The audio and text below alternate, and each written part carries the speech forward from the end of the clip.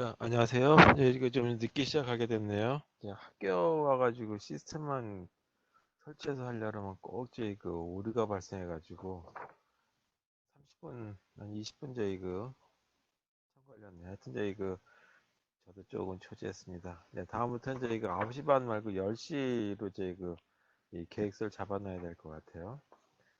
자, 전 시간에 했던 내용, 저는 저희 시간이 많지 않아서 좀 급히 서둘러서 하도록 하겠습니다. 전 시간에 저희 했던 게 뭐냐 하면, 이 잡아가지고 병렬 처리해 주는 거에 대해서 했었죠. 그래서 그거를 실습하는 내용들을 올려드려야 되는데, 그거 하기 전에 먼저, 이 어떻게 저희 할 것인지에 대한 거를 한번 이제 보도록 하겠습니다. 그러니까 병렬 처리하기 위해서는 어떤 작업하는지 보도록 하죠. 자, 이 지금 저희 아래 한글 요 화면 보이시죠? 아래 한글 보이실 거로 생각하고 안 보이시나요? 자, 일단 이 우리가 저희 자바에서 병렬 처리 프로그램, 스레드 프로그램 하려면 이 처음부터 저희 병렬 처리해 줄 수 있는 클래스를 만들 수가 없기 때문에 이 상속이라고 하는 거를 이용해서 쓰게 돼 있어요. 그래서 상속을 하려면은 여기 실습 3에 있는 것처럼 이 일단 클래스가 이렇게 있고 그 다음에 상속받는 클래스가 있으면 상속받는 클래스에 이걸 갖다가 이제 저희 슈퍼 클래스라고 이걸 서브 클래스라고 얘기하죠. 그래서 서브 클래스에서는 이렇게 extend라고 하는 키워드를 써줘야 된다. 그리고 그게 이 슈퍼 CLS라고 하는 거를 상속받는다라고 하는 걸로 써주죠. 요건 그렇게 되면 상속받는다는 얘기는 뭐냐면 이 슈퍼 CLS라고 있는 이 부분을 이 슈퍼 클래스라고 하고 요걸 서브 클래스라고 해서 서브 CLS라고 했을 때 이 상속이라고 하는 건 이거를 다 저희 받아서 쓸 수 있다는 얘기죠. 그러니까 여기도 메소드 A도 있고 여기도 메소드 A가 있는데 이때는 어떻게 되냐면 상속을 받아서 똑같은 이 함수가 있다 얘기죠. 이걸 함수라고 봤을 때 그러면 똑같으면 내 거를 우선으로 하고 이거는 일단 저희 덮어쓰기 하는 거니까 이거 말고 내 걸 먼저 쓴다는 얘기고 그 다음에 메소드 B 이렇게 쓰게 되면 메소드 B인데 여기 보게 되면 intA라고 가로 안에 저희 매개 변수가 하나 있죠. 여기 매개 변수가 없죠. 그러면 이거하고 이거는 다른 저희 메소드라 해서 메소드 B를 이렇게도 쓸 수 있고 이렇게도 쓸 수 있다. 두 가지를 다 쓸 수 있다. 그렇다면 이 슈퍼 CLS에 있는 메소드에는 못 쓰냐 하면 쓸 수는 있어요. 이거 쓸 때는 슈퍼라고 하는 요 앞에다가 슈퍼 메소드 A 이렇게 쓰게 되면 이 슈퍼 클래스에 있는 거고 그냥 그걸 빼버리게 되면 내가 갖고 있는 메소드 A를 사용한다라고 하는 걸로 보시면 되겠어요. 그 다음에 저희 사용할 적에는 이 메인 메소드가 꼭 있어야 된다 했어요. 그래서 메인 메소드에서는 이와 같이 객체를 하나 만들 때 U라고 하는 거에서 메모리를 하나 만들어 주죠. 그리고 실행시킬 때는 항상 객체 이름 다음에 메소드 이름을 쓴다. 자, 그 다음에 추상 클래스라고 하는 게 있는데 이걸 이제 추상 클래스를 우리가 번역해 가지고 앱스트랙 클래스를 추상 클래스 그러는데 추상이라고 하는 얘기 자체가 뭐가 추상적이라는 거는 뭔지 굉장히 많이 줄어들 때 추상이라고 하는 얘기를 쓰죠. 그래서 그걸 갖다가 요약이다라고 하는 말로 써주는 것이 훨씬 더 저희 이해하기가 더 쉬울 것 같아요. 말 그대로 이제 추상적인 얘기 단어예요. 그래서 요약이다라고 하는 앱스트랙트라고 하는 요약이라는 뜻이에요.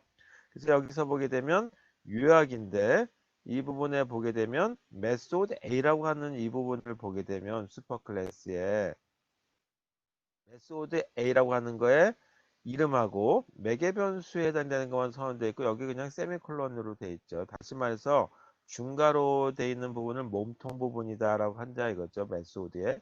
몸통 부분이 없어요. 이런 메소드를 뭐라고 얘기하냐면 앱스트랙 메소드다. 요약이 돼 있다. 다시 말해서 이름하고 매개 변수만 정의되어 있다. 리턴 값하고. 그러니까 나머지 부분들은 사용자가 이거를 받아가지고 더 추가해서 써라라고 하는 거예요. 그래서 이런 메소드가 하나라도 있는 클래스를 뭐라고 하냐면 앱스트랙 클래스라고 부르기로 했다. 그리고 꼭 이거를 상속받아서 써야 되는데 상속받는 이 IMP CLS에서는 상속받아서 메소드 A라고 하는 것만 이름을 정해놨으니까 나머지 몸통 부분 이렇게 꼭 결정을 해줘야 된다라고 하는 거예요. 그래서 이걸 갖다가 앱스트랙 클래스 우리는 그냥 유학이란 말을 안 쓰고 추상 클래스라고 하는 이름을 쓴다라고 하는 걸로 보시면 되겠습니다. 이건 다 이제 실습해 보도록 올려놓도록 하겠습니다. 이 클래스라고 하는 거에 이 그 자바에서의 가장 큰 단점 중에 하나는 또는 장점일 수도 있는데 자바의 특징은 가능한 하면 요즘은 점점 자바가 복잡해지게 되지만 초창기의 자바는 가능한 하면 불필요한 부분들은 제거한다. 이 가능한 하면 그 쉽게 쓰도록 하자. 뭐 그런 어떤 목적을 가지고 했어요. 간략화를 목적으로. 따라서 이렇게 상속을 받을 적에 여러 군데서 상속받지 말아라 이거죠. 사람 같은 경우도 이 사람한테서 상속받고 뭐 또 자기 부모한테서 상속받고 할아버지한테서 받고 뭐 그러지 말아라는 얘기예요. 이런 것처럼 이 한 군데에서만 상속을 받게 돼 있는 게 이 자바의 형태였거든요. 그러다 보니까 엄청나게 불편한 점이 있었어요. 그래서 그거를 조금 더 저희 그 해결하기 위해서 만든 게 인터페이스라고 하는 거다.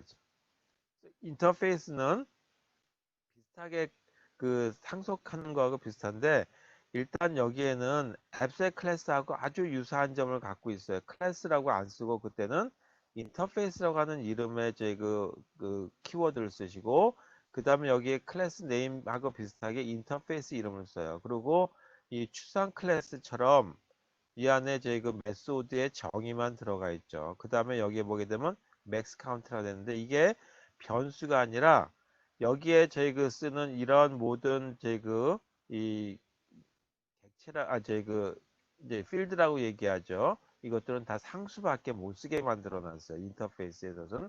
따라서 이거는 변수의 초기값이 아니라 상수값으로밖에 안 된다. 맥스 카운트는 3이라고 하는 걸로 딱 고정돼 있지. 이거를 내가 나중에 4라 바꾼다 이제 5라고 바꿀 수 없다는 얘기죠.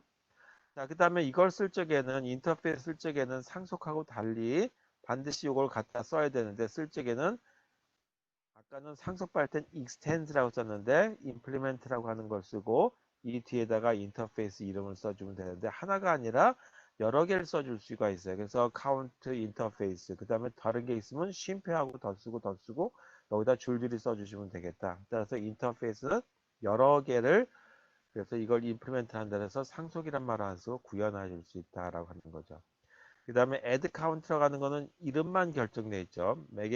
하고 매개 변수하고 리턴 값만 결정돼 있으니까 실제 이와 같이 똑같이 써주시고 그리고 몸통인 부분에 대한 걸 결정해 줘야 된다라고 하는 거예요. 그래서 자바에서 이 병렬 처리를 해주기 위해서는 인터페이스를 이용하는 방법이 있고 상속을 하는 방법이 있다. 그래서 두 가지 자바의 스레드를 사용하는 방법은 두 가지가 있어요. 첫 번째가 첫 번째가 저희 이와 같이 이 스레 들어가는 클래스가 이미 저희 그 제공을 하고 있기 때문에 이 스레 들어가는 클래스를 우리가 저희 그 만들어 놓은 걸 상속받아서 쓴다. 그래서 스레드가 뭔지는 아실 필요가 없겠죠. 병렬 처리해 주는 부분에서 그냥 상속받으면 되니까 상속할 땐 extend 들어가는 키워드를 써줘야 된다라고 하고 병렬 동작하는 메소드는 무조건 run이라고 하는 이름을 써주셔야 돼요. 그리고 이 안에 가로에 들어가는 거는 없으니까 이렇게 run이라고 하는 메소드 이름을 꼭 써주시고 이렇게 써준다 했죠. 이렇게 써줘야 된다 했죠.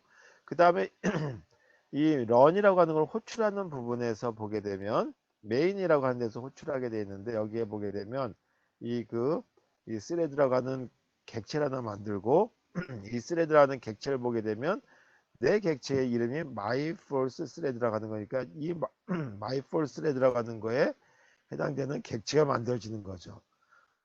요 앞에다 thread라고 썼는데 이렇게 thread라고만 쓰셔도 되겠고 my first thread라고 써도 상관이 없겠어요.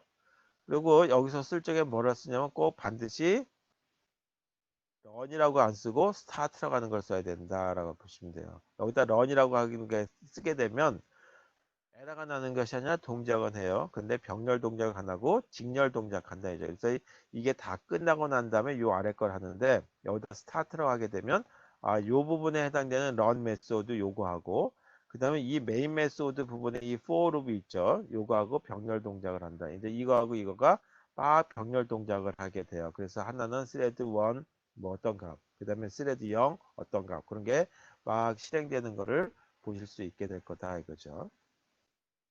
자, 이렇게 해서 이 그 스레드라고 하는 걸 이용하는 방법이 있다. 스레드라고 하는 거를 상속받아서 하는 방법이 있다. 자, 이거하고 이거는 이 거의 동일한데 뭘 하나 더 썼냐 하면 왔다 갔다 하기 위해서 이 런이라고 하는 메소드하고 메인 메소드가 왔다 갔다 하기 위해서 여기다 슬립이라고 하는 걸 써가지고 내가 좀 한 1초간 쉴 테니까 알아서 다른 게 해라라고 하는 거죠. 그래서 여기 두 가지가 왔다 갔다 하기 위해서 여기다가 이 슬립이라고 하는 걸 썼습니다. 그래서 슬립 1000이라고 하게 되면 1초간 쉬고 여기도 슬립 1000이라고 썼으면 1초간 쉰다 이거죠. 내가 1초간 쉬는 동안에 요게 또 하고 요게 1초간 쉬는 동안에 요게 하고 그래서 장기 두듯이 왔다 갔다 하는 방법을 쓸 수 있다라는 거죠. 두 번째 방법은 인터페이스를 이용하는 방법이 있는데 그 인터페이스도 시스템에서 제공을 하고 있어요. 그 인터페이스이 뭐냐면 러너블이라고 하는 이름으로 되어 있다. 그래서 러너블이라고 하는 이름을 쓰시고 인터페이스이기 때문에 여기다 쓸 적에는 implement라고 하는 키워드를 써야 된다라고 하는 걸 보시면 되겠습니다.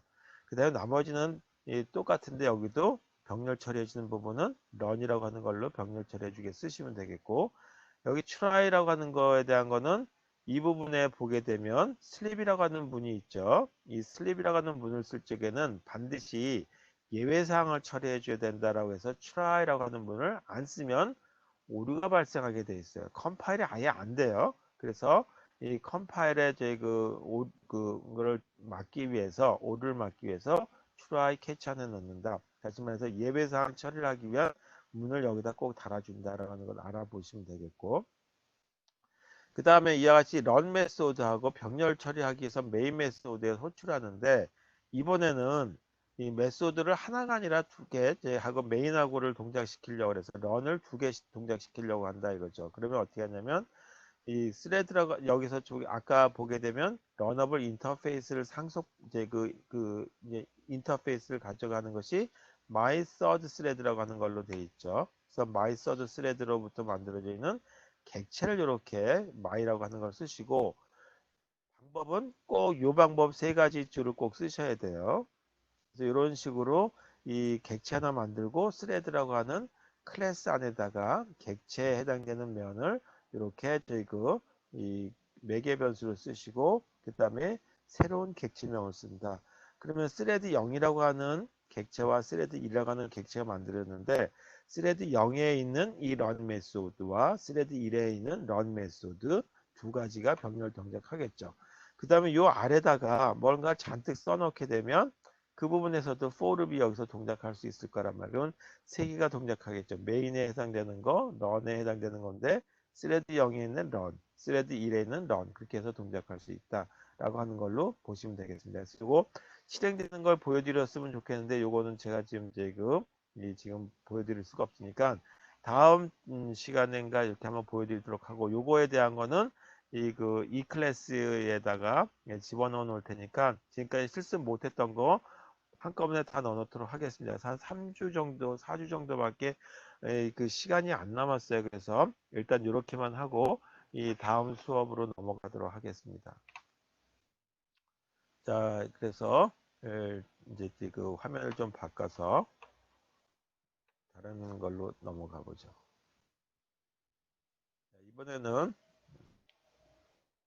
실제 그 수업할 내용들 이제 오늘부터는 이제 병렬 부분이 아니라 이 다른 부분으로 진도를 나가도록 하겠습니다. 자, 이거 보이시죠? 자, 오늘 5장 내용이 되겠어요. 5장 부분을 해서 프로세스 스케줄링이다 라고 하는 거예요. 프로세스 스케줄링. 프로세스 스케줄링이다 라고 하는 거에 대해서 보도록 하자. 네, 그래서 이 부분에 대한 것들은 어떻게 이제 할 것이냐. 특히 이제 이 부분에 대한 걸 갖다가 이 여러 개의 프로세스들이 있는데 그 프로세스들을 어떤 순서대로 실행할 것이냐라고 하는 스레드보다 조금 더 큰 개념을 프로세스라고 얘기했어요. 그래서 이 스레드들에 대한 것들을 조금 더 큰 의미에서의 그 스케줄링은 어떻게 할 것인지에 대한 걸 가지고 얘기하도록 하겠습니다. 첫 번째 저희 이뭐 CPU 타임하고 IO 버스트라고 하는 부분이 나오는데 그 얘기는 빼고 일단 CPU라고 하는 거에 대한 스케줄러 부분을 한번 보죠. 스케줄러. 이 CPU 스케줄러라고 하는 거는 CPU는 굉장히 빠른 동작을 해서 처리를 해줘야 되겠죠. 그래서 이걸 갖다가 뭐라고 얘기하면 이거를 짧은 시간에 한다 그래서 쇼텀 스케줄러다라고 불러요. 쇼텀 스케줄러. 그리고 이걸 하기 위해서는 우리가 이제 이렇게 준비 상태에 있는 부분들이 있죠. 이걸 갖다가 레디 큐라고 부른다. 저번 때 세 개에 해당되는 프로세스의 상태 변화가 있다는데 하나가 준비 상태가 있고 그 다음에 실행 상태가 있고 대기 상태가 있다 그랬어요. 그래서 준비 상태에 있는 것 중에 하나를 골라 가지고 실행을 하는데 여기에 준비된 것들이 여러 개 있겠죠. 그 중에 하나를 골라내는 거, 이 Q, 이 하나를 골라서 실행하는 그 과정을 디스패치라고 얘기한다라고 얘기했죠. 그러다가 실행이 다 된 수도 있지만 너무 혼자 독점하면 안 되기 때문에 시간이 다 어느 정도까지만 이 서비스를 해주고 그 서비스 시간이 지나면 다시 좀 준비상 이 뒤에 가지고 줄 좀 더 기다렸다가 다시 오세요라고 하는 거죠. 그거 갖다가 타임아웃이다라고 얘기했어요. 시간이 되면 다시 이제 그 뒤에 가서 줄 서라라고 하죠. 실행하다가 이게 완료될 수도 있죠. 그러면 이걸 갖다가 exit해서 완전히 종료했으니까 끝내면 되는데 실행하다 보니까 프린터 작업과 같은 것들이 필요한 수가 있어요. 그래서 프린터 작업을 갖다가 예를 들어서 이벤트가 발생했다라고 얘기할 수도 있죠. 이와 같이 이벤트가 발생했을 경우에 대기 작업을 하고 그래서 프린터 작업이 다 끝나고 나면 다시 실행을 해주는 것이 아니라 준비 상태에 있는 거에서 기다려라 그래서 이 컴플리트 이런 과정을 거치죠. 여기는 이걸 어떻게 이렇게 안 꺼지지? 이런 동작을 해주는 거다. 그 중에 이 부분에 해당되는 것, 이 실행을 해주는 것 중에 디스패치하고 타임아웃에 해당되는 부분이다라는 걸로 보시면 되겠습니다. 자, 그래서 스케줄링을 하기 위해서는 어떤 그 일 자체가 두 가지 형태로 나눠주죠. 그래서 스케줄링의 어떤 타입이 결정돼야 되겠다. 예를 들어서 그 일은 한번 시작하게 되면 끝까지 이제 그 결론을 내줘야 되는 그런 일들이 있어요. 그래서 그런 타입의 이제 그 스케줄링이 있는가 하면 하다가 중간에 잠시 좀 머물고 이제 다른 사람에 대한 서비스를 해줘도 되는 문제가 있을 수 있겠죠. 예를 들어서 병원에서 의사가 진료하는데 그 상담을 하다가 그 환자가 그냥 대화 정도만 해도 되겠고 아니면 이제 이 의사가 이제 보다가 만약에 이제 다른 데 가서 검사 좀 하고 오세요는 이 검사하는 데로 보내면 되는 거죠. 그게 아니라 의사가 보니까 끝까지 그 환자가 중환자라서 이 치료하고 수술할 때까지 다 있어야 되겠다라고 할 수도 있어요. 그런 경우에 대한 걸 가지고 볼 수 있단 말이에요. 그래서 스케줄링도 두 가지 형태를 얘기하는데 하나가 비선점이다라고 하는 얘기를 써요. 그래서 이 비선점이라고 하는 거는 non-preemptive다라고. preemptive scheduling. 이거 M자입니다. M. non-preemptive scheduling이다라고 해서 비선점 스케줄링은 CPU가 한번 서비스를 시작하면 종료까지 그 서비스 종료까지 다른 작업에 대한 다른 작업을 하지 않는 경우죠. 이런 경우를 갖다가 비선점 스케줄링이다라고 한다면 반면에 선점 스케줄링이다라고 하는 것도 있어요. 그래서 선점 스케줄링은 런이 빠지겠죠. 그래서 프리엠티브.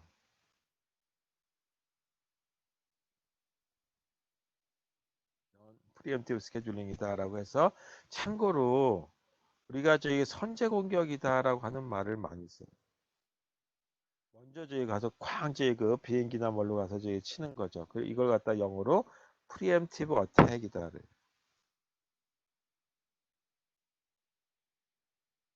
그래서 선제 공격에 있는 것처럼 생각하신다라면 선점 스케줄링이다라고 하는 거는 CPU가 이 어떤 그 프로세스에 대한 서비스를 수행하다가 또는 제공하다가 다른 이 프로세스에 대한 서비스로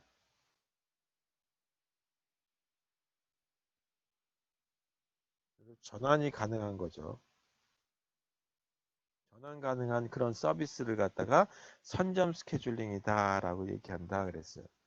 그리고 이와 같은 거를 하기 위해서는 어떤 것들이 있느냐라고 하는 것들이 있는데, 일단 선점 스케줄링이냐 비선점 스케줄링이냐라고 하는 거는 여러 가지 그 필요에 따라서 만들 수도 있고 그 정책에 따라서 얘기할 수도 있겠다.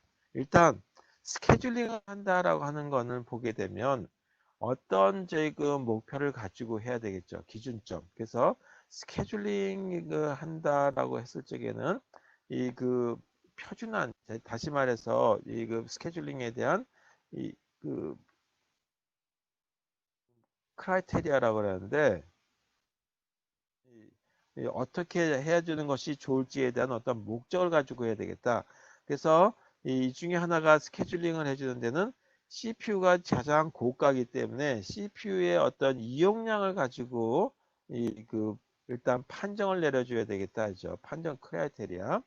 그러면 이 이용량을 유틸리제이션이다라고 영어로 쓰고, 가능하다면 CPU 이용량은 이 바쁘게 CPU가 이용하는 게 좋겠죠. 그래서 영어로 쓴다면 as busy as possible이다.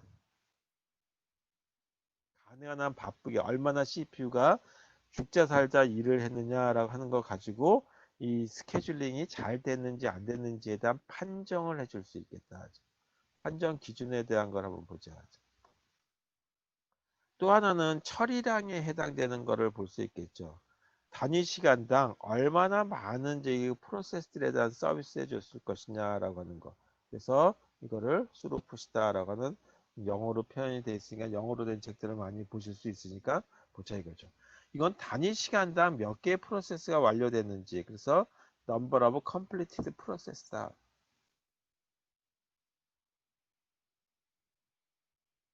그리고 단위 시간당이니까 time unit이다라고 하는 걸로 이렇게 써보면 될 것 같아요. 그 다음에 또 하나가 뭐가 있냐면 반환 시간에 대한 걸 가지고도 볼 수 있죠. 이 반환 시간이라고 하는 거는 일을 좀 저희 이 맡겼더니 그 맡긴 거에 대한 결과가 되돌아올 때까지를 얘기하는 거죠. 그래서 이걸 갖다가 턴어라운드 타임이다.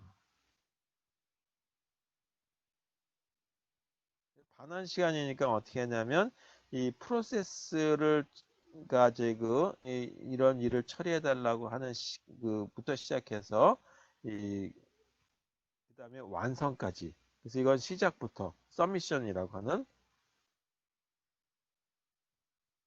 서미션부터 시작해가지고 어디까지냐 하면 컴플리션까지. 시작부터 해가지고 어디까지냐면 완료까지의 어떤 완료까지의 그 시간 구간이다. 그래서 얼마나 빨리 끝났느냐라고 하는 것이 반환 시간이 좋겠죠. 그다음에 또 하나가 뭐냐 하면 대기 시간에 해당되는 걸 볼 수도 있어요. 프로세스를 사람이라고 본다면 어느 병원에 가서 의사를 만나 가지고 이 그 의사하고 이 의사의 서비스를 받는 거죠. 진료를 받는 건데 그때 얼마나 기다렸느냐라고 하는 거죠. 마찬가지 컴퓨터에서도 이 여러 개의 프로세스들이 엄청나게 많은 프로세스에 동작할 수도 있을 거란 말이에요. 그랬을 때 대기 시간은 가능한 하면 짧은 게 좋겠죠. 그러니까 아무것도 못하고 그 준비 상태가 되는 어떤 기간 동안에, 다시 말해서 그 준비 상태에 있는 걸 갖다가 뭐라냐면 레디 큐라고 얘기한다. 레디 상태, 준비 상태. 이 준비 레디 큐에서 이 서비스를 CPU의 서비스예요. CPU의 서비스를 기다린 시간 합을 갖다가 전체 합을 갖다가 대기 시간이라고 얘기하는 거죠. 그래서 완전히 끝날 때까지 한 5초 기다렸다가 또 10초 기다렸다가 또 저희 그러면 서비스 받는 듯 하더니 또 한 3초 또 기다리라 그랬다가 그렇게 해가지고 다 합쳐가지고 완전히 종료할 때까지 기다렸던 시간 그걸 갖다 대기 시간이라고 얘기합니다. 또 하나가 있다면 응답 시간이에요. 응답 시간이라고 하는 거는 리스판스 타임이다. 응답 시간이라고 하는 거하고 반환 시간이라고 하는 거하고 어떻게 보면 혼동을 할 수도 있는데 반환 시간은 일을 시작하는 거부터 해서 완료까지예요. 이거는 이 그 서비스를 요청해서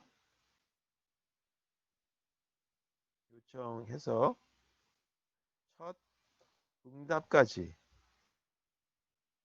이 어떤 시간을 갖다가 제 응답 시간 첫 답변까지 뭐 똑같이 말을 쓰니까 그런데 첫 번째 제 서비스가 막 시작할 때까지의 그 시간을 갖다가 이 리스폰스 타임이다. 그래서 만약에 이 서비스를 요청했더니 네 그러고 난 다음에 깜깜무소식이라고 하더라도 네라고 하는 응답할 때까지의 시간을 갖다가 얘기합니다.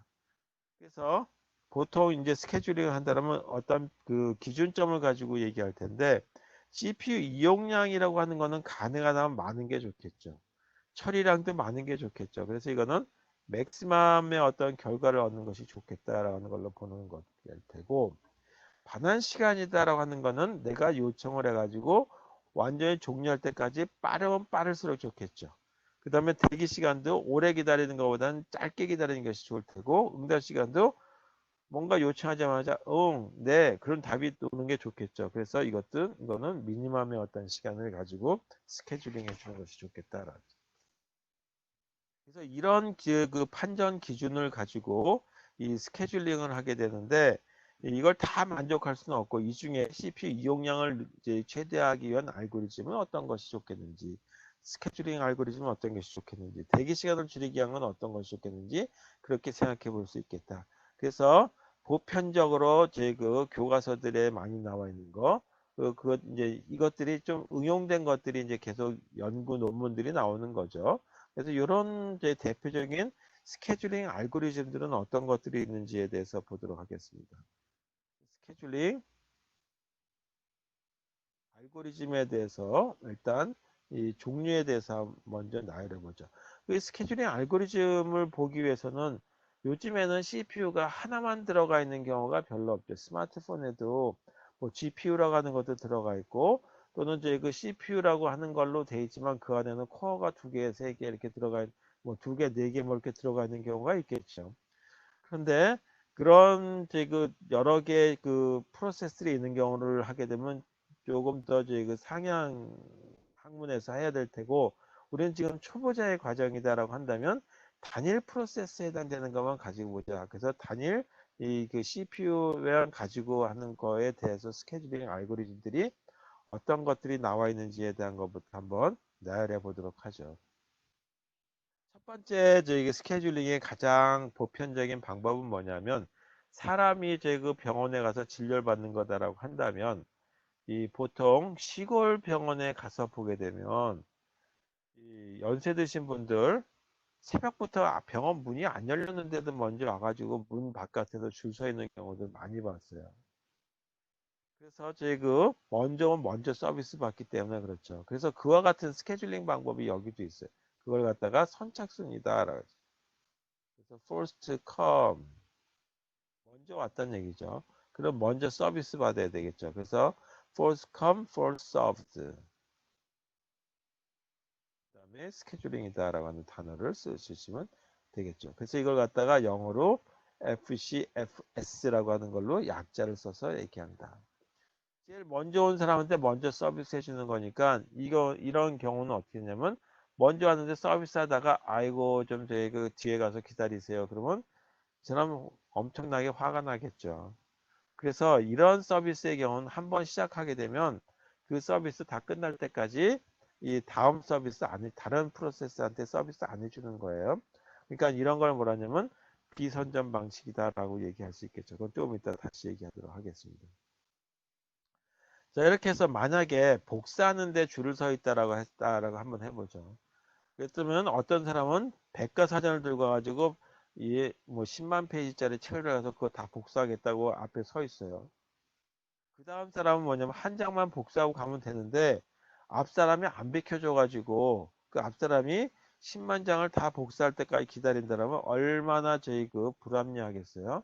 그래서 가능한 하면 짧은 일이 있는 거 먼저 해주고 그러고 나서 좀 더 저희 그 오랜 시간이 기다리는 해야 될 거는 나중에 해주자라고 하는 그런 스케줄링도 생각해 볼 수 있겠죠. 일상적인 상황에서 하고 똑같이.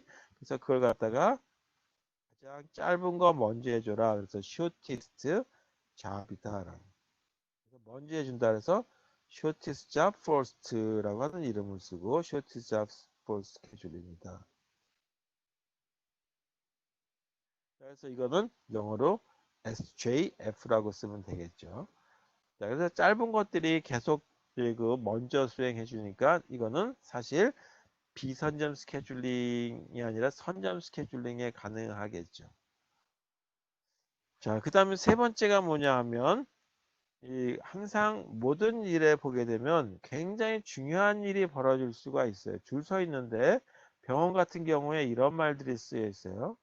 이 심장에 이제 그 뭔가 좀 문제가 있으신다든지 숨이 굉장히 차다든지 심장에 압박을 느끼시는 분은 줄 서지 말고 바로 오세요라고 얘기하죠.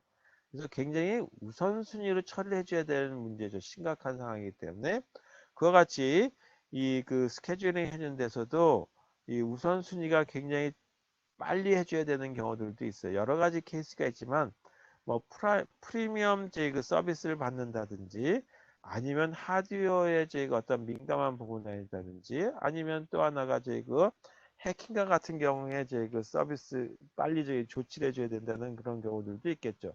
또는 바이러스에 대한 게 들어왔다 그래서 그 처리해줘야 되는 그 프로세스를 해야 된다라고 하는 것처럼 빨리 해줘야 되는 경우가 있어요. 그래서 우선순위에 해당되는 거를 해주는 스케줄링이 있다. 그래서 프라이어티 스케줄링이 있다라는 것도 있다.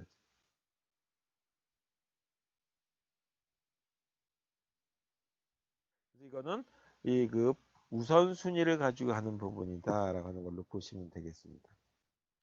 자, 그 다음에 하는 것이 가장 많이 사용되는 게 방법인데 아까 저에게 실행하다가 시간이 너무 오랫동안 지체할 것 같으면 좀 이따가 다시 오세요라고 얘기할 수 있다 그랬죠. 그래서 그건 뭐냐면 한 바퀴 계속 돌아가는 거예요. 땡 하는 시간 동안만 서비스 해주고 또 돌려보내고 그 다음에 다시 오면 또 서비스 아까 어디까지 했지? 그리고 다시 해주고 그래서 그런 걸 갖다가 한 바퀴 돈다 그래서 라운드라고 얘기하고 근데 그 통을 갖다 빙빙 돌리는 그런 방식을 갖다가 통돌이라고 얘기했는데 그걸 갖다 라운드 로빈이라고 얘기했어요. 라운드 로빈 스케줄링이다.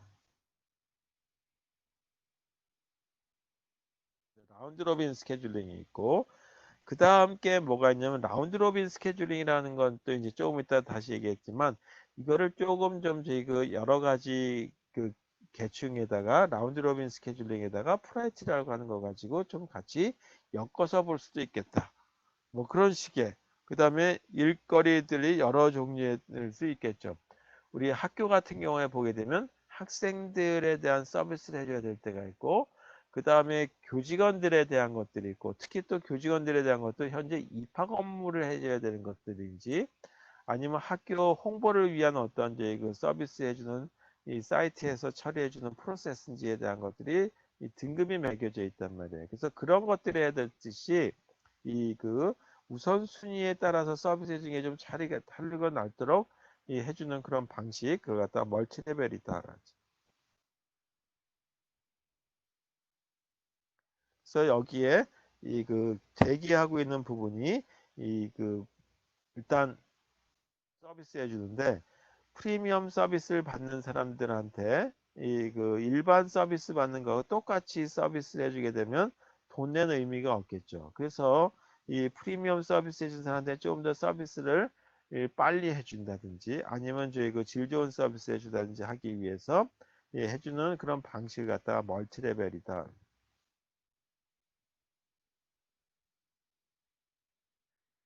그 다음에 이런 방식은 한번 시작하게 되면 끝나는 방식을 하는데 그 방식이다는데 이게 다시 이제 다음 단계로 이렇게 넘어갈 수 있도록 하기 위해서 또 이걸 약간 개선이라기보다 변형한 거 그걸 갖다가 이 멀티 레벨 그다음에 피드백 큐 스케줄링이다라고 하는 게 있다. 자, 그래서 이 일반적으로 이 false come false 방식은 이 비선전 방식에 해당되는 걸 쓴다. 색깔을 좀 달리해서 비선전. 이게 일반적으로 비선전 방식이에요. 그 다음에 프라이티 스케줄인데 우선순위가 높은 것부터 하니까 이것도 일반적으로 비선전 방식이 사용될 수도 있고 아닐 수도 있어요. 근데 비선전 방식이다라고 하는 걸로 보자. 반면에 라운드 로빈 스케줄링과 같은 경우는 선전 방식이에요. 하다가 이제 또 시간이 땡 되면 다른 걸 해라. 뭐 이것도 선전 방식이 될 수 있고 이것도 선전 방식이 될 수 있다. 쇼트샵 이것도 일반적으로 비선전 방식에 포함된다.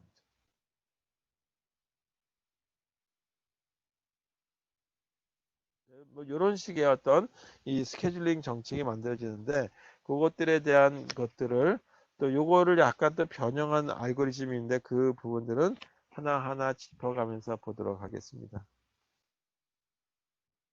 이런 것도 이제 알고리즘을 만들어 보면 좋겠지만 일단 이제 그 시간 관계상 우리가 이제 그 또는 이제 그 이 운영 체제를 만들 수가 없으니까 이 보통 이제 실습은 병렬 프로그램과 몇 가지 이제 그 작품 성격으로 넘어갔는데 일단 이번 학기는 그것도 좀 어렵긴 하겠지만 하여튼 여러분 각자 해보시길 부탁드리겠습니다. 자, 그 중에 이제 그 스케줄링 중에 첫 번째 false come false 방식의 스케줄링에 대한 걸 보자 이거죠. CPU가 해주는 건 뭐냐 하면 이 CPU를 제일 먼저 CPU 서비스를 요청한 이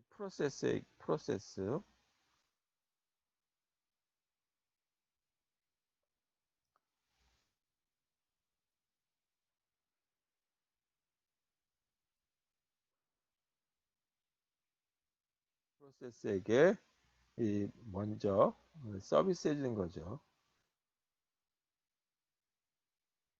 이런 방식이다. 예를 들어서 한번 보도록 하겠습니다. 이 세 개의 프로세스가 있다라고 가정하고 프로세스가 이렇게 있고 그 다음에 이 프로세스의 수행 시간을 뭐라고 했냐 한 번 시작하면 꽉 터진다 그래서 이걸 갖다 버스 타임이다 라고 얘기해요. 프로세스가 3개 있다 한번 해보죠. 3개가 있고 이거의 수행 시간이 24, 이게 3, 이게 3이다라고 하는 시간을 가졌다라고 하는 경우로 보죠. 이 경우에 예를 들어서 진행이 어떻게 됐냐면 이렇게 진행됐다는 먼저 P1이라고 하는 게 0이라고 하는 시간에서 요청을 했기 때문에 이와 같이 이런 차트를 한번 그려보자. 이걸 간트 차트라고 얘기하죠. 그러면은 이 false come false에 제일 먼저 시작한 게 P1이 제일 먼저 시작했으니까 끝날 때까지 끝까지 가야 되겠죠. 그래서 P1이 완전히 종료하고 나면 그 다음에 P2가 실행됐다라고 가정해보자. 근데 P2는 3이라고 하는 시간이니까 27이라고 하는 시간에 끝나겠죠. 그 다음에 P3라고 하는 프로세스만 남았으니까 3이라고 하는 시간을 거쳐서 이 30이라는 시간에 이렇게 걸릴 거다. 자, 이 경우에 평균 대기 시간에 대한 걸 한번 보자. 평균 대기 시간을 average waiting time이다 라고 하는 이름을 가지고 보죠. 그래서 이걸 갖다가 AWT라고 하는 이름을 써볼게요. 그래서 AWT라고 하는 거는 어떻게 계산되냐면 프로세스가 3개니까 기다린 시간은 어떻게 되느냐라고 하는 거죠. 대기 시간. P1이라고 하는 프로세스는 얼마를 기다렸냐면 요청하자마자 실행됐으니까 기다릴 시간이 없어요. 요청한 게 다 동일하다는 가정하에서 본다면 만약에 이제 P2가 요 1이라고 하는 시간에서부터 요청을 했다면 조금 다르겠죠. 근데 이렇게 그냥 거의 비슷하게 0.0이라고 하는 시간에 했다면 P2는 0.01초, 그 다음에 P3는 0.02초, 뭐 그런 식으로 동작했다, 요청을 했다고 한다면, 그냥 대체적으로 24라고 하는 시간을 기다렸고, 그 다음에 P3는 27이라고 하는 시간을 기다렸다. 그래서 평균 시간을 보게 되면 17이라고 하는 시간이 기다린 거로 나타난다라고 하는 걸로 이 계산이 될 수도 있겠다 이거죠. 반면에 이 스케줄링 이 순서가 조금 달라져서 이렇게 나타났다고 합니다.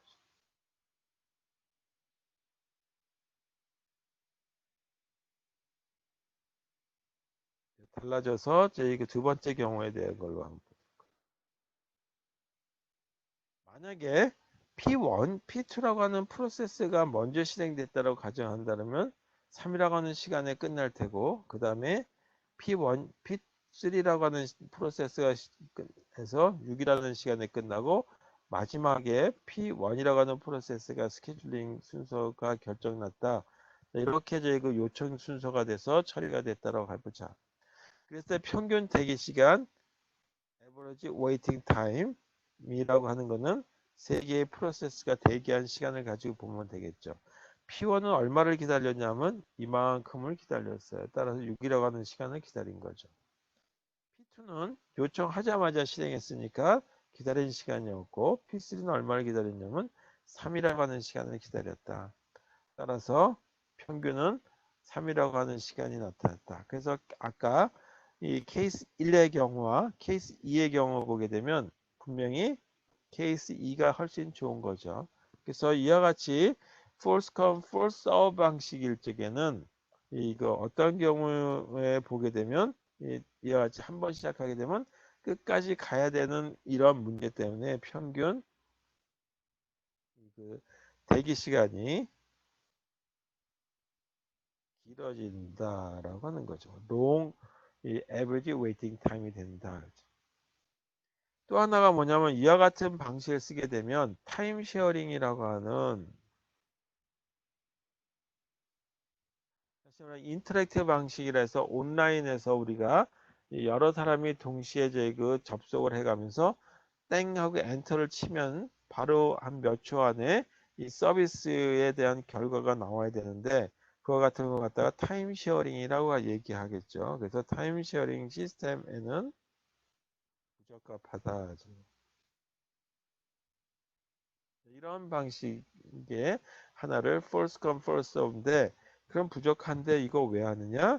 이것도 이 나름대로 또 저희 뒷부분에 가서 쓰여질 부분들이 있겠죠. 예를 들자면 프린터 작업을 해야 된다라면 프린터 작업에 해당되는 프로세스는 한번 실행하게 되면 끝까지 가야 되겠죠. 그래서 이와 같은 서비스들은 또 false come false 방식에서의 또 이 중요성을 갖고 있기 때문에 여기에 대한 것들을 얘기를 하고 가고 있습니다. 자, 두 번째 이 스케줄링 방식은 짧은 거 먼저 해주면 조금 더 좋다는 거를 케이스 2라고 케이스 2를 비교해 가지고 false come false 방식에서의 그 구분을 가졌죠. 그래서 그걸 갖다가 이 shortest job false라고 하는 걸로 SJF라고 하는 이름을 썼어요. 자, 이거는 말 그대로 이 CPU가 여러 개 이제 프로세스들이 있는데 이 CPU한테는 이 서비스 받는 거 그걸 갖다 뭐라냐면 CPU 버스 타임이다.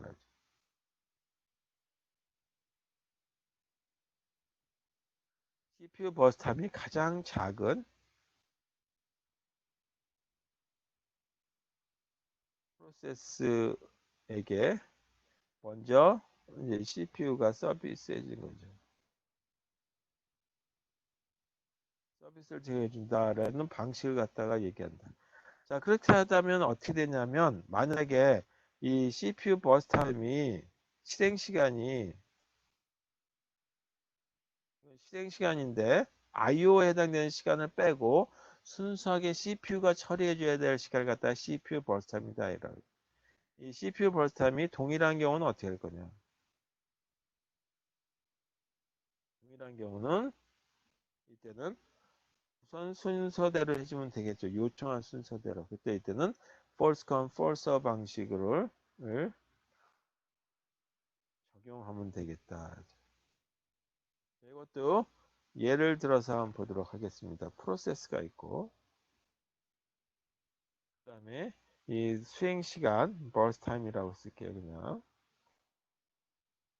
4개의 프로세스가 있다라고 한번 해보죠. 그리고 수행 시간은 하나는 6, 8, 7, 3 이렇게 돼 있다라고 했죠. 동시에 실행했다라고 한다면 동시에 요청해서 CPU가 처리해 준다면 제일 짧은 거부터 시작할 거니까 간트 차트를 그려보게 되면 제일 짧은 P4에 해당되는 걸 실행해야 되겠죠. 3이라고 하는 시간 동안에. 그 다음에 짧은 게 뭐냐면 P1이 되겠죠. 그리고 그게 6이라고 하는 시간이 다 끝나는 동안이니까 9라고 하는 시간에 끝날 테고, 그 다음에 P3라고 하는 프로세스가 7이 조금 더 짧으니까 16이라는 시간에 끝날 테고, 마지막에 P2라고 하는 프로세스가 끝나게 되겠죠. 8이라고 하는 시간 동안에. 그래서 이게 24라고 하는 시간을 거친다. 평균 대기 시간 AWT를 보게 되면 4개의 프로세스가 있고, 기다린 시간을 보게 되면 이 P1이라고 하는 프로세스는 얼마를 기다렸냐면 요만큼을 기다렸죠. 따라서 3이라고 하는 시간을 기다렸고, P2라고 하는 프로세스는 이만큼을 기다렸어요. 얼마를 기다렸냐면 16이라고 하는 시간을 기다렸죠. P3라고 하는 프로세스는 9라고 하는 시간을 기다렸어요. 반면에 P4는 요청하는 그 바로 실행된 거죠. 기다린 시간이 없죠. 따라서 요거에 대한 평균 시간을 계산해 보면 7이라고 하는 게 나온다.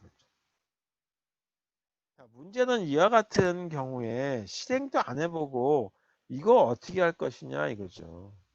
그래서 이 그 CPU 버스 타임에 대한 거 예측하는 방법이 굉장히 좀 어렵죠. 그래서 이와 같이 그 랭스라고 하는 거에 대한 거 요거 하는 거는 이제 이론상으로 제가 여기다 썼지만 어떻게 할 것이냐라고 하는 거죠. 그래서 이거를 근사값으로 이걸 이제 근사값으로 계산하는 거죠. 근사값이라고 한다면 이 코드의 길이 가지고 볼 수도 있죠. 근데 코드 길이라 보게 되면 짧은데도 불구하고 무한 루프에 동작하는 경우도 있고 while 룹 같으나 for 룹 같은 경우 굉장히 이 큰 루프를 돌아갈 수도 있어요. 그런 경우는 프로그램도 짧은데 코드도 짧은데 굉장히 오랜 시간이 달 수도 있겠다라는 걸로 보시면 되겠습니다. 자, 이와 같은 경우 아까 이 그 force job scheduling 이 선점이냐 비선점이냐라고 얘기하는 걸 썼었는데 일반적으로 비선점 방식이다라고 얘기했어요. 근데 이것도 또는 이 선점 방식도 가능하다. 이제. 선점 방식도 가능하다. 일반적으로 비선점 방식이지만 선점 방식이 가능한 건 이거를 이렇게 좀 고쳐주는데 이런 하다가 프로그램 여기서 실행을 하다 보니까 요만큼에 걸렸어요. 뭐 그런 식으로 실행하다 보게 되면 점점 좀 짧아진단 말이에요. 그래서 그런 거를 이 그 뭐라고 얘기하냐면 짧은 시간이 얼마 남았느냐. 그래서 남은 시간 가지고 한다 해서 이 선점 가능을 가지고 볼 때는 shortest remaining time이다.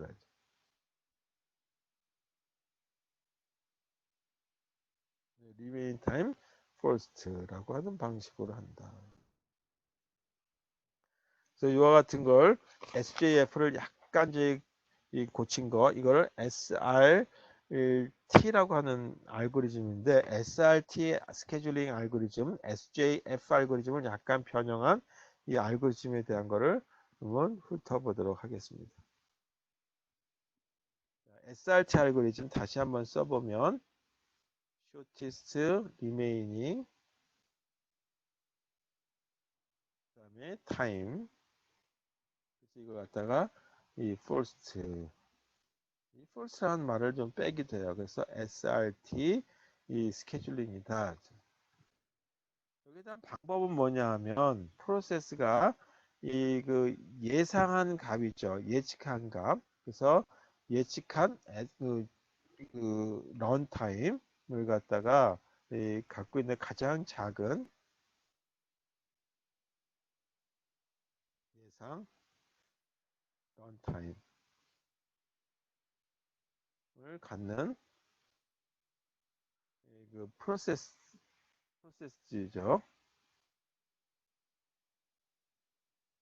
프로세스를 선택하는 거죠. 선택하는데 뭐냐 하면 이때 이 그 도착했다는 거, 도착이라고도 하기도 하고 막 요청한 걸 포함해. 것을 포함한다. 이런 방식을 가지고 하는 거다. 그래서 이 예를 보게 되면 이거는 선점 스케줄링이다라고 하는 걸로 금방 찾아질 수 있을 거예요. 도착 시간이다라고 해서 이걸 갖다가 arrival time이다라고 하는 걸로 보고 그 다음에 CPU에 동작하는 거다 그래서 burst time이라고 하는 걸 한번 보죠. 프로세스가 4개 있다고 가정하고 이 프로세스의 도착 시간이 이렇게 됐다라고 하는 걸로 가정해 보죠. 실행 시간이 이건 8, 이거는 4, 이건 9, 이건 5였다라고 하는 걸로 가정해 보죠. 자, 이때 저희가 동작에 대한 거를 간트 차트로 그린다면 처음 시작은 어떤 거냐면 제일 먼저 도착한 것이 P1이죠. P1. 이렇게. 그래서 1이라고 하는 시간이 됐는데 누가 도착했냐면 P2라고 하는 게 도착했어요. 그러면 여기는 P1은 한 타임만 썼으니까 지금 현재 얼마가 남았냐면 7이라고 하는 시간이 남은 거죠. 여기는 7이라고 하는 시간이 P1은 이제 더 있어야지만 종료한다 이거죠. 근데 P2는 4라고 하는 시간이니까 이거 P1보다는 P2가 하는 것이 더 유리하겠네 라고 해서 여기서 P1은 잠시 정리하고 중지하고 P2라고 하는 걸 실행하는 거죠. 2라고 하는 시간에서 보니까 이 P3가 동작했는데 9라고 하는 시간을 왔고 P2는 얼마가 남았냐면 3이라고 하는 시간이 남는 거죠. 따라서 그렇다면 P2를 하는 것이 조금 더 낫겠다. 그래서 P3 좀 기다려라. 이렇게 가는 거죠. 그리고 3이라고 하는 시간에 와서 보니까 P4가 왔는데 5라고 하는 시간이고 P2는 2개 시간을 겹쳤으니까 이제 2라고 하는 시간밖에 안 남았어요. 2라고 하는 시간만 더 거치면 끝난단 말이에요. 따라서 그냥 끝까지 가는 거죠. 이렇게 해서 P2가 완전히 종료하는 거죠. 그 다음에 P1이 얼마 남았냐면 7이라고 하는 시간이 남았었죠. 이렇게.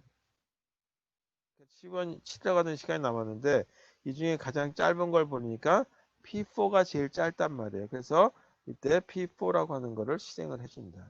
얼마가 하냐면 5가 제일 짧으니까 이거 그냥 끝까지 가는 거죠. 그래서 이 10이라고 하는 시간에 끝난다.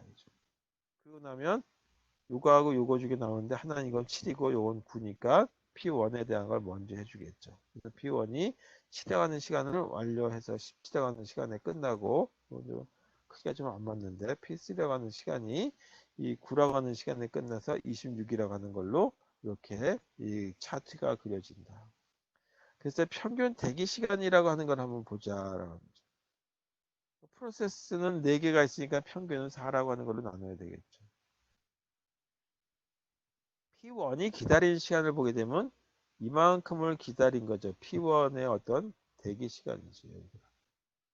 그래서 10 빼기 1이라고 하는 걸로 산출이 되는 게 P1이 대기한 시간, 9라고 하는 시간만큼을 기다렸죠. 하다 좀 서비스 받는 듯 하더니 끝난 거죠. 한참 기다려서 다시 서비스 받는 거예요. P2는 언제 도착했냐면 2라고 하는 시간에 도착했죠. 근데 그때 도착하자마자 바로 시작했어요. 따라서 시작점은 요거고 도착점 저거 요청한 것들이니까 기다린 시간이 하나도 없는 거죠. P3는 이만큼을 기다렸단 말이에요. 17인데 언제 도착했냐면 이때 P2가 도착하는 거죠. P3 도착이죠. 그래서 P3 도착은 17하고 2 사이니까 17 빼기 2라고 하는 걸로 써야 되겠다. 그 다음에 P4라고 하는 건 언제 도착했냐면 3이라고 하는 시간에 여기에 P4가 도착한 거죠. 그러니까 기다리는 거는 하나 기다린 거죠. 3이라니까 5 빼기 3이라고 하는 시간이 된다. 따라서 이거는 이 평균 4분의 26 해가지고 이 6.5라고 하는 시간이 만들어진다. 자, 이와 같은 경우에 이 shortest remain time이라고 하는 걸 보게 되면 일단 이거는 선점 스케줄링이다 라고 하는 거는 알 수 있죠. 이렇게 바뀌니까 P1이 여기 있고 P1이 여기 있으니까. 근데 문제는 뭐냐면 내가 백과사전을 갖고 와서 복사하고 있는데 끊임없이 한 장짜리 복사하려고 하는 사람들이 계속 와가지고 그 사람한테 양보를 해줘야 된다. 그러면 그러고 나서 이제 복사하려고 보니까 종이가 다 떨어졌다든지 토너가 없다든지 아니면 이제 그 가게 문 닫아야 되니까 가시라고 한다든지 뭐 그런 어떤 문제가 생겼죠. 그러면 그날 복사 한 장도 못 한 거예요. 밥 먹는다고 하는 걸로 보게 되면 이 계속 이 빨리 먹고 갈 사람한테 저희 그 먼저 밥을 줬다라고 해봐요. 그랬더니 나중에 그 사람을 당하고 밥 먹으려고 보니까 밥이 다 떨어졌대요. 그럼 굶어야죠. 그래서 이때 무슨 문제냐면 이런 알고리즘은 스타베이션이다라고 하는 거를 만들 수 있겠다. 이걸 아사한다라고 얘기죠. 또 다른 얘기는 뭐냐면 무한히 연기된다 그래서 indefinite. 잘 안 보이니까 이걸 또 스타베이션이다라고 얘기하기도 하고 indefinite. indefinite는 이렇게 써요. indefinite indefinite postmonth postponement. 그래서 무한 연기라고 하는 어떤 이 문제점이 발생할 수 있다. 자, 이렇게 되는 걸 갖다가 하여튼 그 스케줄링 알고리즘을 SJF 스케줄링 알고리즘을 약간 변형한 걸 shortest remaining time 알고리즘이다라고 얘기해요. 자, 또 다른 그 스케줄링 알고리즘으로서 이 우선순위에 해당되는 걸 가지고 하는 알고리즘 갖다가 priority라고 합니다. priority 스케줄링.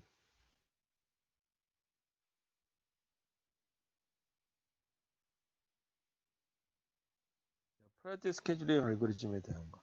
이건 뭐 말이 필요 없이 이 각 프로세스에게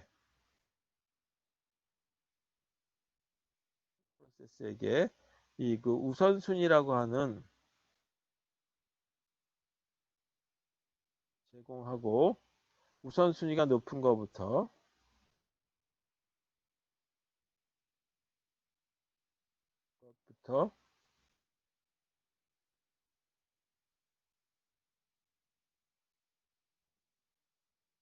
CPU가 서비스를 제공하는 거죠. 서비스해주는 그런 방식이죠. 자, 이런 걸 하다 보면 또 마찬가지 우선순위가 동일한 경우도 있죠. 동일 우선순위의 경우.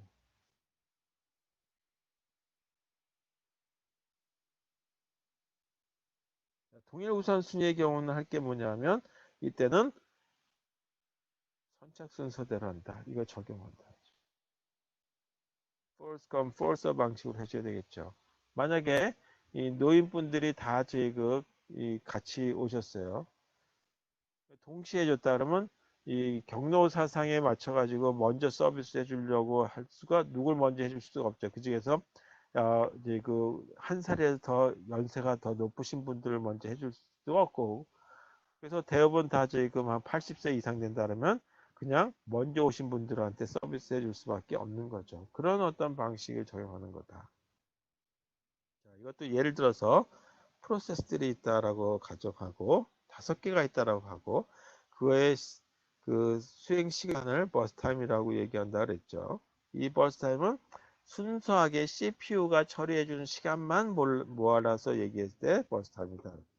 그다음에 우선순위에 해당되는 것을 한번 채용해 보자. 5개의 프로세스가 있다라고 가정하고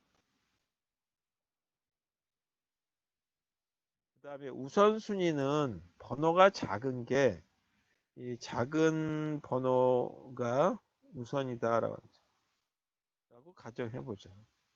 일단 시간은 10이라고 하는 시간, 1이라고 하는 시간, 2라고 하는 시간, 1이라고 하는 시간, 5라고 하는 시간이 걸린다고 하고 우선순위를 3, 그 다음에 우선순위 1, 그 다음에 우선순위 3, 우선순위 4, 우선순위 2 이렇게 주어졌다고 했을 때 이 그 스케줄링 방식은 차트를 보게 되면 우선순위가 가장 높은 거부터 해줘야 되겠죠. 다시 말해서 여기서 이 높은 건 작은 번호가 있는 게 더 높다라고 얘기했으니까 이게 가장 높은 거죠. 따라서 P2에 해당되는 걸 서비스해 주는데 다행히 시간은 한 타임만 걸린다 이죠.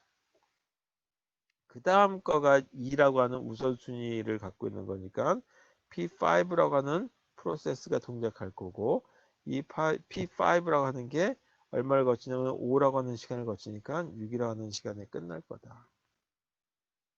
그 다음에 P1 아니면 P3인데 이때 해주는 건 뭐냐면 선착 순서대로 한다 하죠. 만약에 선착 순서대로 하는 것도 만약에 저희 그 동일한 시간에 땡 하고 들어왔다라고 한다면 그렇다면 어떤 걸부터 할 거냐? 이름 먼저 해줘야 되겠죠. 근데 그런 경우는 별로 없대고 문에 들어온다면 아주 간반의 차이라도 좀 나겠죠. 그래서 이와 같이 간반의 차이라고 하는 것까지 생각해서 한다면 P1이 조금 더 먼저 왔다라고 하는 가정하에서 한번 보자. 그러면 16이라고 하는 시간이 걸리겠죠. 이 10이라고 하는 시간 동안이 걸리니까. 그 다음에 P3라고 하는 프로세스가 동작할 테고 3이라고 하는 시간이 걸리니까 이거 2라고 하는 시간이니까 18이라고 하는 거에서 끝날 테고 그 다음에 마지막 이 그 P4라고 하는 프로세스가 되겠죠. 그래서 한 타임이 걸리니까 19 이렇게 된다. 평균 대기 시간이라고 하는 것을 보게 되면 프로세스가 5개니까 5라고 하는 걸로 나눠줘야 되겠죠.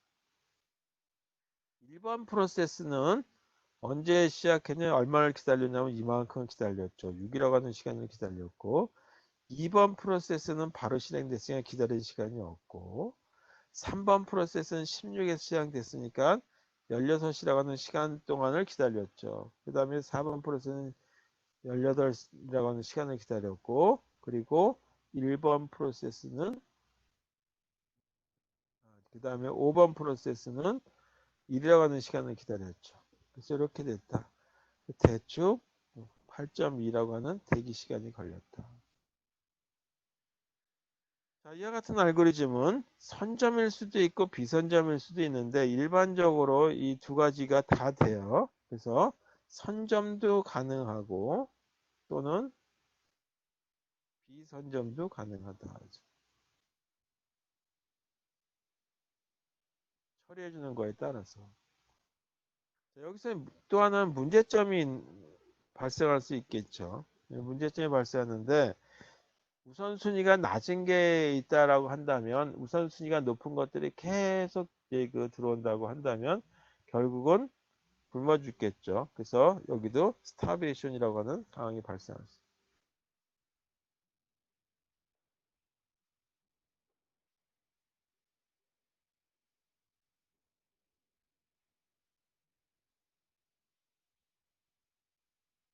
스타베이션 상태가 발생할 수도 있겠다.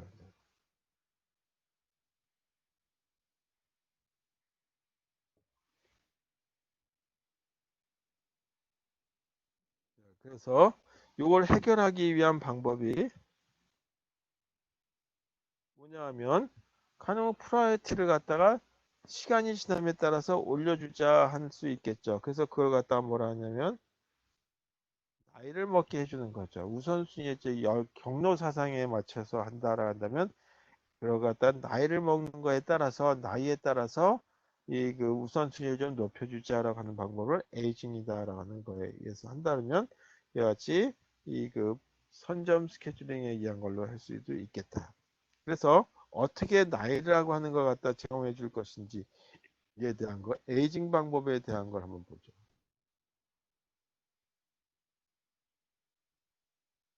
이거는 이 우선순위를 다이나믹하게 준다. 다이나믹하게 제공한다는 얘기는 뭐냐 하면 그냥 무작위로 너는 이거 저거 그렇게 하는 것이 아니라 이 시간에 따라서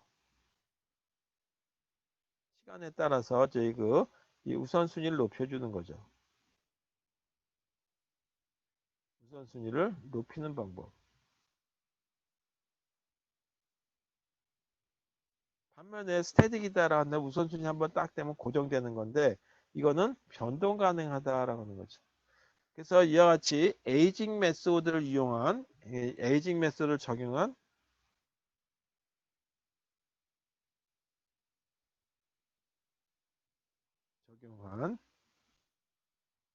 프라이어티 스케줄링 이거를 뭐라고 부르냐 하면 이렇게 불러요. 하이스트 리스판스 그 다음에 레이쇼 넥스트 스케줄링이다 라고 불러요. 그래서 이때 프라이어티라고 하는 건 어떻게 계산할 거냐라고 하는 거죠. 아까 이 프라이어티가 고정되어 있었는데 이제 이 프라이어티는 이 유동적인 어떤 값을 갖게 된다 하죠. 이런 수식에 의해서 한다 이죠. 수식은 아까 뭐라 했냐면 기다린 시간에 따라서 우선순위 그러니까 가만히 있으면 사람 같은 경우는 한 해가 지나고 또 다음 해가 지나고 그러면서 머리가 희끗희끗해지면서 나이가 먹으면 경로 우대 해주는 경우들이 있죠. 그런 것처럼 이 그 오래 살면 서비스 해주겠다. 그래서 갖다 기다릴 시간이다. 타임 웨이팅이라고 하는 거에 따라서 우선순위 높인다. 아까 예에서는 번호가 작은 걸수록 우선순위가 높은 거라고 했다고 한다면 여기는 번호가 큰 거, 값이 클수록 우선순위가 높은 걸로 한번 해보자. 그래서 얼마나 오래 기다렸느냐라고 하는 시간에다가 또 서비스 받은 시간이 있을 수도 있겠죠. 일부분 받을 수도 있어. 그래서 서비스 타임이 있다. 얼마나 서비스를 받았는지를 두 개를 더해서 그 더한 걸 갖다가 다시 서비스 타임으로 나눠서 이렇게 우선순위를 계산하는 걸로 해서 이 우선순위 값을 배당하고 그 우선순위가 높은 것부터 처리해주는 이런 방식을 쓰자라고 하는 거예요. 이런 방식에 대한 걸 가지고 해주는 걸 Highest Response Ratio Next Scheduling이다 라고 하는 이름으로 그 알고리즘을 하나 만들어서 쓰고 있습니다.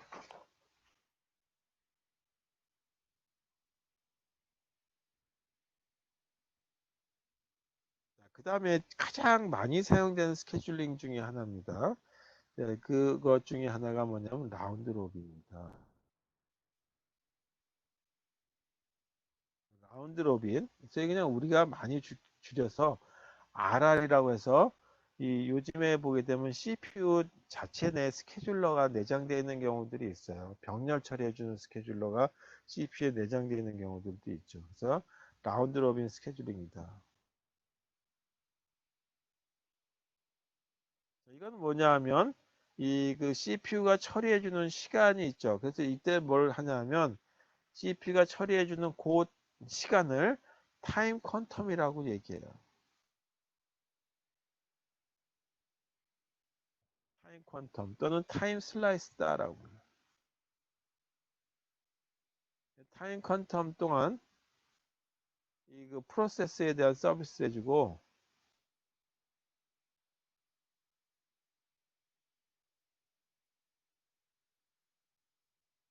하고 그 시간이 초과되면 다른 프로세스에게 대한 서비스를 갖다가 이거 변경시켜 주는 거죠. 이런 방식을 갖다 라운드 로빈 스케줄링이다라고 얘기해요. 그래서 어떤 시간 구간, 타임 인터벌이라고 하는 시간을 갖고 있다.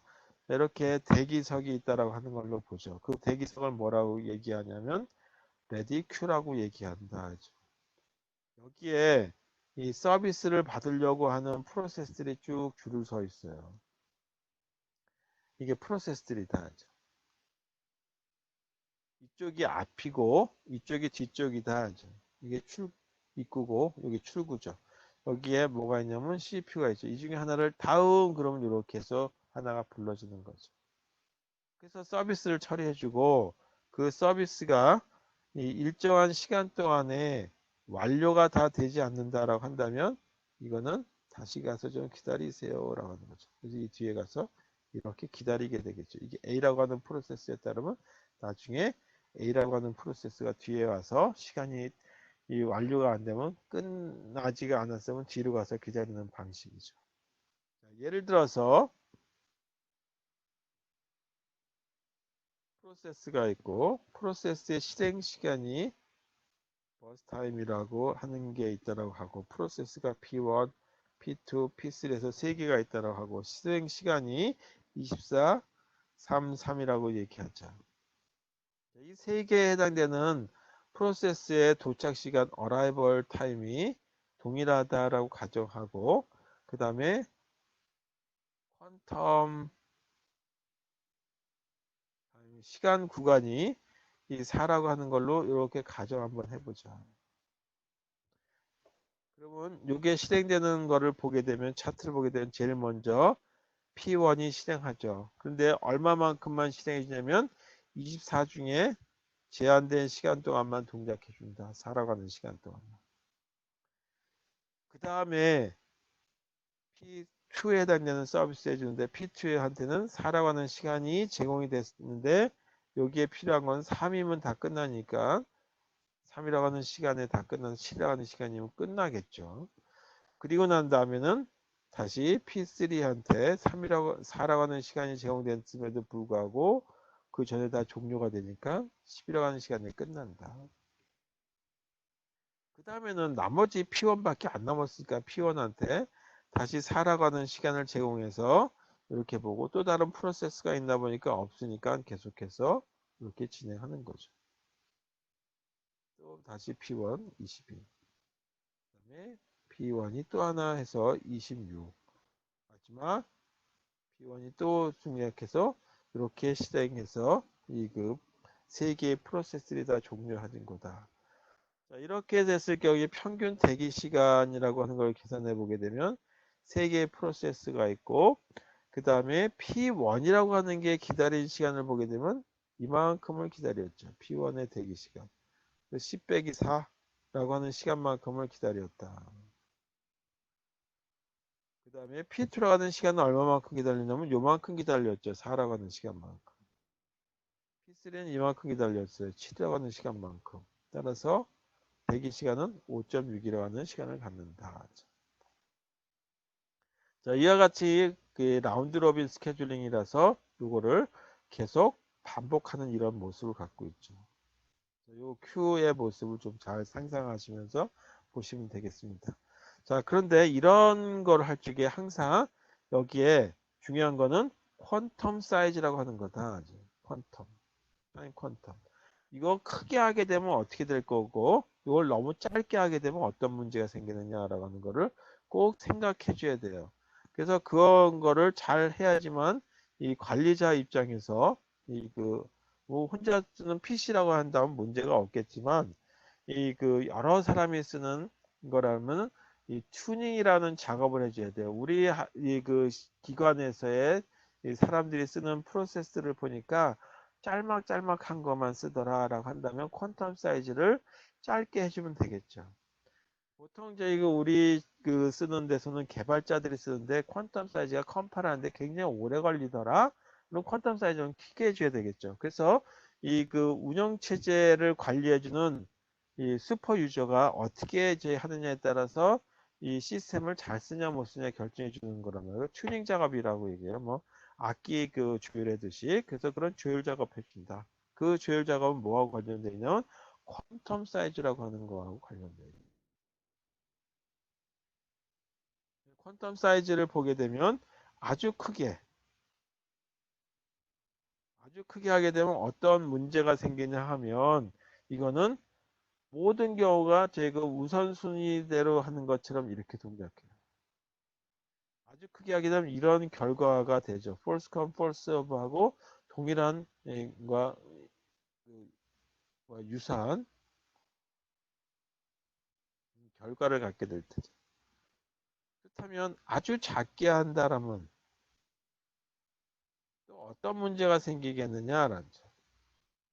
아주 작게 한다면 조금 하다 말고 아유 다시 되돌아오세요. 의사분이 환자를 진료하는데 딱 1초씩만 이제 상담을 할 수 있다면 문 똑똑 들게 들어왔는데 앉았어요. 1초 되셨으니까 다시 되돌아가세요. 또 다음은 또 1초 됐으니까 되돌아가세요. 한다면은 결국은 이 굉장히 불편한 문제가 발생하죠. 하려고 그러는데도 불구하고 땡 하고 또 되돌아가라. 자, 그럼 이런 문제를 뭐라고 이해하냐면 저때 문맥 교환이라고 하는 얘기를 썼었던 것 같은데 이 문맥 교환이 너무 빈번히 일어난다.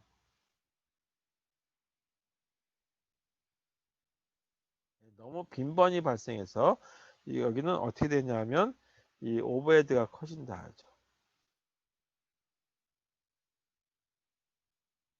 오버헤드가 커진다는 얘기는 결국 뭐냐면 이 성능 저하를 가져온다라고 하는 거죠.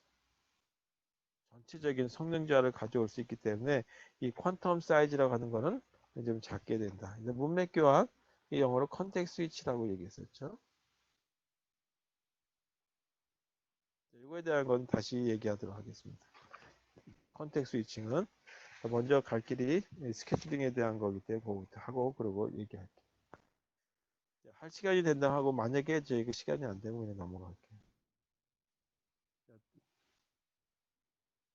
두 개 남았는데 멀티 레벨 이 큐 스케줄링. 이거는 각각의 큐마다 이 레디 큐라고 하는 걸 쓴다 그랬죠. 레디 큐를 여러 개로 구분해 주는 거죠. 파티션 나는. 여러 개로 파티션 구분하시는 거죠.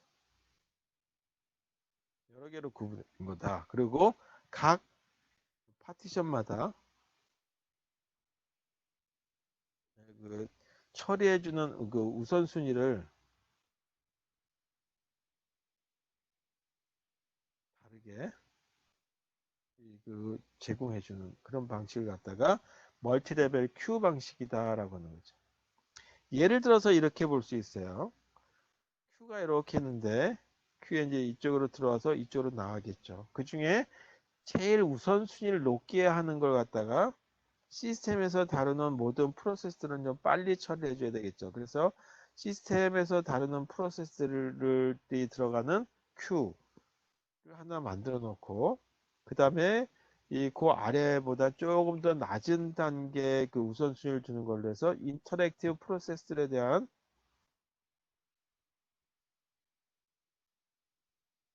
프로세스들이 들어가는 자리들 그런 대기석들 큐를 하나 만들어 놓기도 하고 그 다음에 이 인터랙티브 프로세스이긴 한데 세팅해 주는 거다.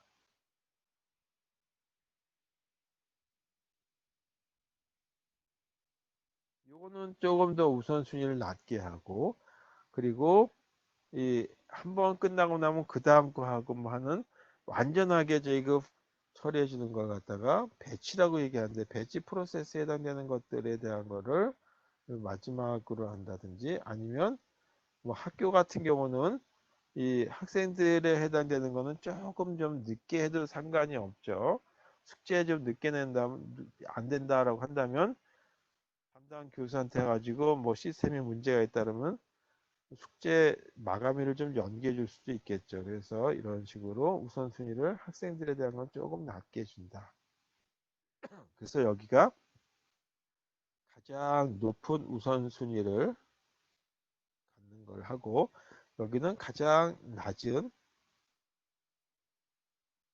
우선순위를 갖는 걸로 서비스 해주는데 만약에 여기가 비어 있고 여기가 비어 있으면 이걸 서비스 해주는 거예요. 만약에 여기는 비어 있지 않고 요게 있고 여기는 뭔가 있고 여기도 뭐가 있고 여기 뭐가 있다. 근데 여기에 다 비어 있는 상태에서만 그 아래 걸 해주는 그런 서비스 방식을 해주는 걸 갖다가 이 멀티 레벨 큐 방식이다. 그래서 상위 레벨의 큐가 빈 경우 한해 다음 레벨의 큐에 있는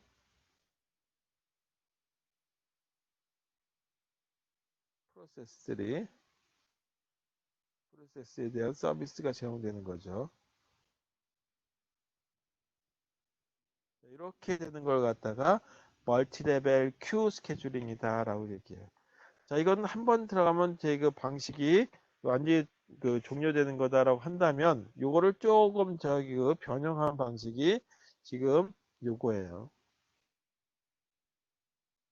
멀티 레벨 피드백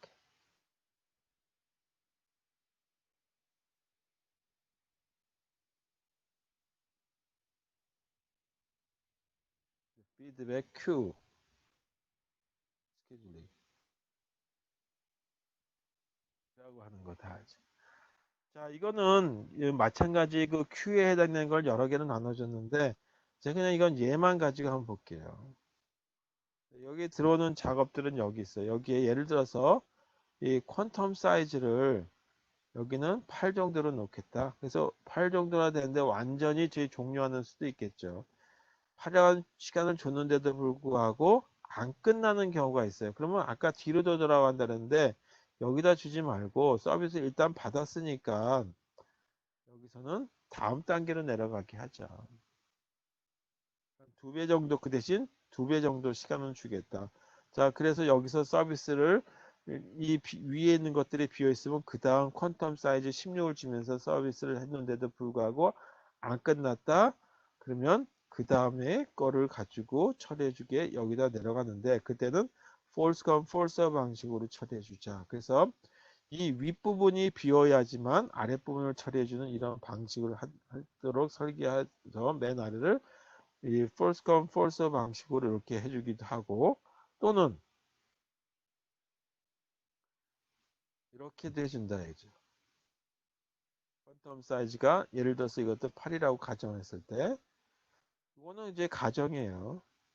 이것도 가정이고 이것도 가정이고 이것도 가정. 여기서 안 끝났으면 다음 단계를 가지고 처리해 준다.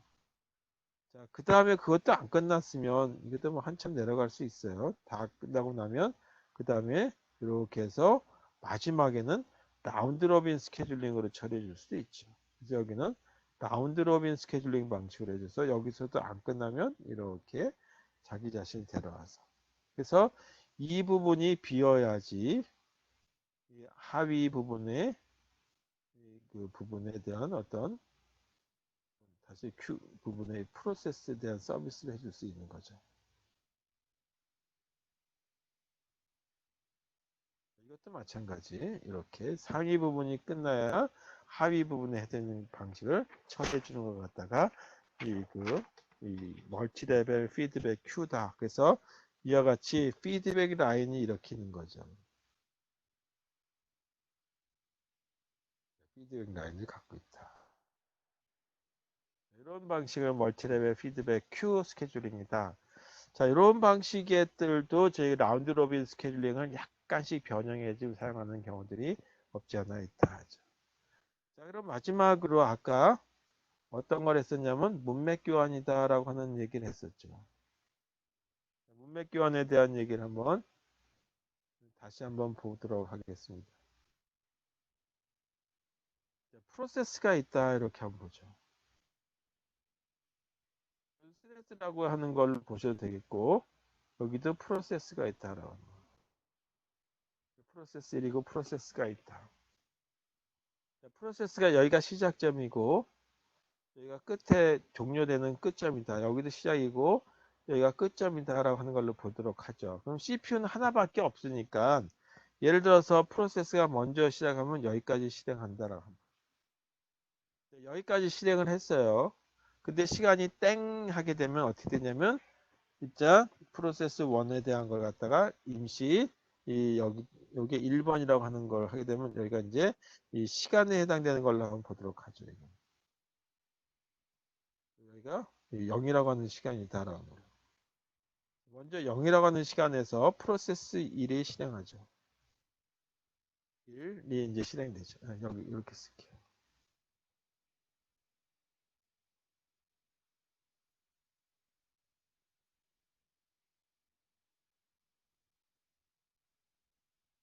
실행이 되죠.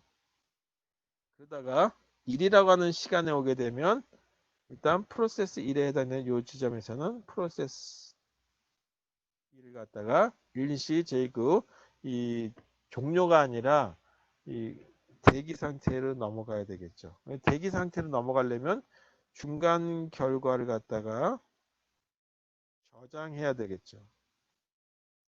그리고 여기서 동시에 뭘 하냐면 프로세스 2에 대한 이 실행을 하죠.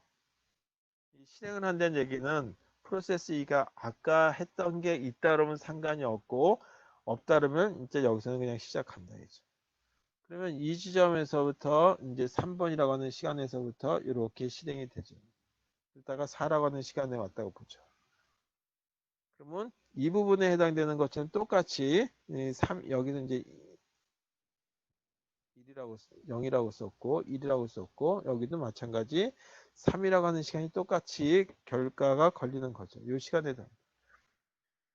그 다음에 이쯤 오게 되면 4라고 하는 시간이 됐는데 4가 됐는데 이때 뭐 하냐면 프로세스 2가 이 대기 상태로 넘어가는 거죠. 시간을 너무 오랫동안 점령하면 안 되니까 CPU가. 그럼 어떻게 하냐면 중간 결과를 갖다가 저장을 하죠. 그와 동시에 여기서 또 무슨 작업을 해줘야 되냐 하면 이 부분에서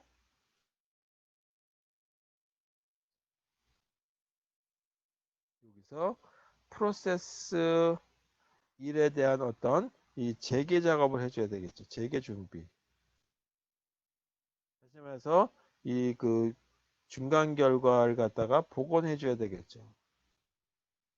그래서 이런 식의 어떤 과정을 거치는데 이와 같이 이런 과정들을 다 뭐라고 하냐면 프로세스에서 프로세서로 저희 상태 그러니까 전환을 하면서 이 그 중간 결과를 저장하고 그 다음에 새로 시작할 걸 갖다가 이 준비 작업해 주는 거. 그래서 문맥 교환이라고 하는 거를 말로 써보게 되면 이 현재 이 실행 프로세스를 갖다가 프로세스의 이 그 중간 결과 저장하는 역할하고 다음 실행 프로세스의 이 그 중간 결과를 갖다가 복원해 주는 작업이죠. 그걸 갖다가 뭐라고 얘기하냐면 문맥 교환이라고 얘기한다. 그래서 프로세스가 요거 한번 하고 그 다음에 P2 하고 그 다음에 P1 하고 P2 하고 이런 식으로 하게 되면 이때마다 뭐가 발생하냐면 여기서 이 문맥 교환이 발생한다는 얘기죠. 이게 너무 많으면 어떻게 되냐 하면 이 오버헤드가 그 이렇게 중간 결과 저장하고 복원하고 하는 거니까 이거는 실제적으로 이 오버헤드다라고 부르는 거죠. 불필요한 작업이 될 수도 있어요. 그래서 이것 때문에 생기는 문제점을 좀 해결하기 위해서 문맥 교환이 적게 일어나는 게 좋겠죠. 문맥 교환은 아예 안 일어나기 적게 일어나려고 노력하다 보게 되면 false come false 방식이 되고 그 라운드 로빈 스케줄링에 대한 것 중에 퀀텀 사이즈를 너무 작게 되면 문맥 교환이 너무 자주 일어나고 이런 문제점이 발생할 수 있다라고 하는 걸로 보시면 되겠어요. 자, 이상으로 이 5장의 그 프로세스 스케줄링에 대한 것까지 완료를 했습니다. 자, 그 다음에 이 다음 시간에는 이 그 메모리에 대한 얘기에 대해서 우리 이제 이 버추얼 메모리라든지 하는 거에 대해서 좀 빨리 진행해 보도록 하고 그 다음에 이제 그 실습을 못했던 자료들 오늘 이제 그 스레드를 탕속받는 문제, 러너블 인터페이스를 이용하는 방법에 대한 거, 이 실습 3번에 해당되는 건데, 그거 하고 뭐 그전 것까지 해가지고 쭉 다 올려놓을 테니까 꼭 저희 그 한번 드래그 앤 드롭 방식을 하더라도 한번 실행을 꼭 해보시기를 부탁드리도록 하겠습니다. 자, 오늘 수업 여기까지 할게요. 수고하셨어요.